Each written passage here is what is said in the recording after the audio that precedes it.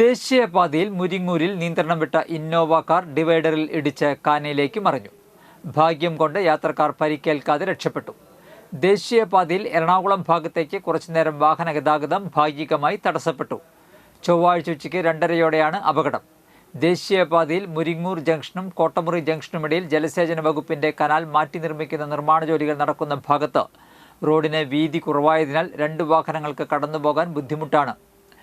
ലോറിക്ക് side കൊടുക്കാൻ car ഒതുക്കിയപ്പോൾ റോഡിലെ പൊടി മൂലം ഡിവൈഡർ കാണുവാൻ സാധിക്കാതെ വന്നപ്പോൾ ഡിവൈഡറിൽ തട്ടി കാർ ഡിവൈഡറിൻ്റെ നടുവിലൂടെ കാനയിലേക്ക് മറിയുകയായിരുന്നു.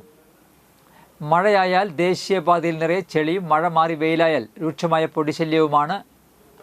കുഴികൾ അടയ്ക്കുവാൻ കൊണ്ടുവന്നിരുന്ന ചെളിയോടെയുള്ള മെറ്റലിടുന്നത് മൂലം മഴ മാറി വെയിലാകുമ്പോൾ പൊടി ഉയർന്നു പോകുന്നത് വാഹനയാത്രക്കാർക്ക് വലിയ ഭീഷണിയായി മാറുകയാണ്.